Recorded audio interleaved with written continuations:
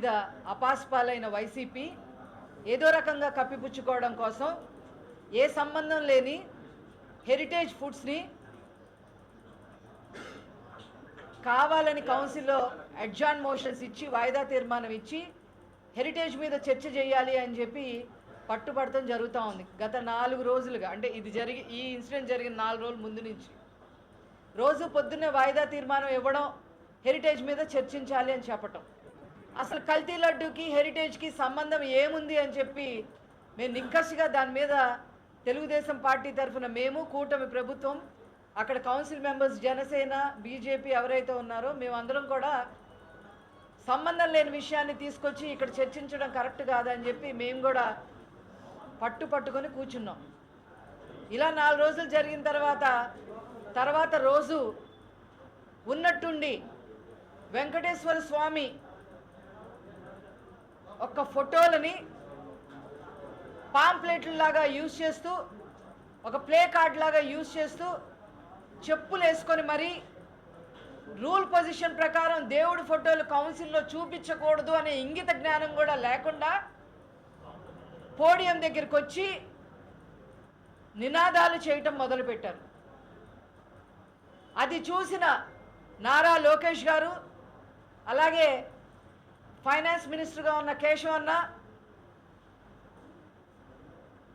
తీవ్ర స్వరంతో దేవుణ్ణి ఎందుకు లాగుతున్నారు, చెప్పులు వేసుకొని వచ్చారు, మీకు హిందూ మత సాంప్రదాయాలు తెలియవా, దేవుణ్ణి ఎందుకు రాజకీయాల్లో లాగుతున్నారు అని చెప్పి గట్టి స్వరంతో మాట్లాడటం జరిగింది. మేమందరం కూడా పోడియం దగ్గరికి వెళ్ళటం జరిగింది. As a chief whip and MLC మేమందరం కూడా వెళ్ళాం.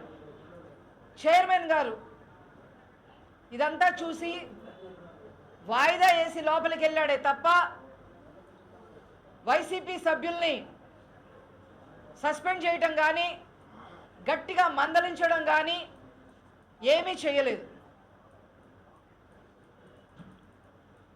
అది చాలా, చైర్మన్ పొజిషన్లో ఉండి ఆయన అలా ప్రవర్తించడం కూడా చాలా దురదృష్టకరం. ఇదంతా జరిగిన తర్వాత ఏమి ఎరగనట్టు బొత్స సత్యనారాయణ గారు, ఇంకో ఎమ్మెల్సీ మాధవ్ గారు, మేము చెప్పులు వేసుకొని ఎక్కడొచ్చాము, మేము కేవలం వెంకటేశ్వర స్వామి ఫోటో తీసుకొచ్చాము, చెప్పులు వేసుకొని మేము వెంకటేశ్వర స్వామిని ఫోటో చూపించినట్టయితే మేము రాజీనామా చేస్తాము అని చెప్పి ప్రగల్భాలు పలికారు. ఆ వీడియోలు కూడా ఇందా చూశాను నేను, ఇందులో ఉన్నాయి. ఇప్పుడు మీరు చూడండి, అందరూ ఏ రకంగా చెప్పులు వేసుకొని అక్కడ వెంకటేశ్వర స్వామి ఫోటో తీసుకొని నినాదాలు చేయడమే కాకుండా, ఎప్పుడైతే చైర్మన్ కౌన్సిల్ని వాయిదా వేశాడో అదే టైంలో ఆ పాంప్లెట్ ఫోటోనండి వెంకటేశ్వర స్వామి ఫోటో ఇదైతే ఇలా వేసి ఇలా పడేసి వెళ్ళిపోయారండి. ఇంత జుగుప్సాకరంగా ప్రవర్తించి ఈరోజు ఏమి ఎరగనట్టుగా మాట్లాడుతూ ఉన్నారు. నేను ఒకటే అడుగుతున్నా వాళ్ళని, మీకు దేవుడు అంటే నమ్మకం లేదు, హిందూ మతం అంటే అసలు నమ్మకమే లేదు. 7 కొండల్ని 2 కొండలు చేస్తానన్న రాజశేఖర్ రెడ్డి ఏమయ్యాడో అందరికీ కూడా తెలుసు. అన్యమతస్తులను తీసుకొచ్చి జగన్మోహన్ రెడ్డి టీటీడీ చైర్మన్లు చేస్తూ ఉంటాడు. పరకామణి కేసులో దేవుడు సొమ్ము కొట్టేస్తే ఇదేముంది చిన్న విషయమేగా అని మాట్లాడిన ప్రబుద్ధుడు జగన్మోహన్ రెడ్డి. దేవుడు సొమ్మును కొట్టేసిన వాడిని వెనకేసుకొచ్చే విధంగా మాట్లాడటం జరుగుతూ ఉంది. కల్తీ లడ్డూలో కల్తీ జరిగింది అని చెప్పి ఎన్బిడిడి రిపోర్ట్స్ దగ్గర నుంచి అన్ని రిపోర్ట్స్ కూడా తేటతెల్లం చేశాయి. సిబిఐ చెప్పింది, సిట్ చెప్పింది, అన్నీ చెప్పింది. వాళ్ళ ఉనికిని కాపాడుకోవటం కోసం వైసీపీ అదేదో హెరిటేజ్ విషయాన్ని తీసుకొచ్చి మాట్లాడటం అనేది నిజంగా డైవర్షన్ పాలిటిక్స్ చేస్తున్నారంటంలో వాళ్ళు దిట్టని చెప్పచ్చు.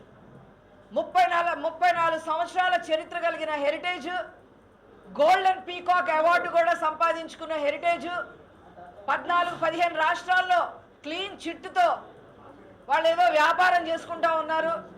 మేడం భువనేశ్వరి గారు, బ్రాహ్మణి మేడం, వాళ్ళ మీద బురద చల్లే ప్రయత్నం చేయటం అనేది ఎంతవరకు కరెక్ట్ అని చెప్పి సందర్భంగా నేను అడుగుతున్నా. వీళ్ళందరికీ నేను ఒకటే చెప్తున్నా, వెంకటేశ్వర స్వామితో పెట్టుకున్న వాళ్ళకి పుట్టగతులు ఉండవు అనే విషయాన్ని వాళ్ళు గమనించుకోవాలని చెప్పి సందర్భంగా తెలియచేస్తూ, ముఖ్యంగా మహిళలండి, వైసీపీలో 2 మహిళలు ఉన్నారు. వాళ్ళు కూడా ఎవరైనా మహిళలు ఏ రంగంలో ఉండనియండి, ఇంట్లో హౌస్ వైఫ్గా ఉండనియండి, పొద్దున్నే పూజ చేసుకొని దీపం పెట్టుకొని దేవుడికి దండం పెట్టుకొని అందరూ బాగుండాలని ప్రతి వాళ్ళు మహిళలు వాళ్ళ ఇంట్లో పూజ చేసుకొని కోరుకుంటారు. అలాంటి వాళ్ళు మరి వాళ్ళు ఏ మహిళలో కూడా నాకైతే అర్థం కావట్లా. వాళ్ళు కూడా చెప్పులు వేసుకొని వెంకటేశ్వర స్వామిని అవమానించే విధంగా తయారయ్యారంటే ఏం చెప్పాలి? ఈ జగన్మోహన్ రెడ్డికి దేవుడంటే ఏమాత్రం భక్తి లేకపోయినా పర్వాలా, కనీస గౌరవం లేదు. యుగాలు వస్తే చాలు టీటీడీ తిరుమల సెట్టింగ్ వేసుకొని ప్రసాదం తీసుకొని వెనకమాల పడేసేస్తూ ఉంటాడు, తీర్థం తీసుకొని వెనకమాల పడేసేస్తూ ఉంటారు. ఇవన్నీ హిందువులందరూ గమనిస్తూనే ఉన్నారు. ఖచ్చితంగా ఈ రాష్ట్ర ప్రజలకి, ఈ దేశ ప్రజలకి, అందరికీ హిందువులందరికీ కూడా వెంకటేశ్వర స్వామివారికి క్షమాపణలు చెప్పి లెంపలేసుకొని హిందువులందరికీ కూడా క్షమాపణ చెప్పాలి అని చెప్పి ఈ సందర్భంగా కోరుకుంటూ నేను సెలవు తీసుకుంటాను.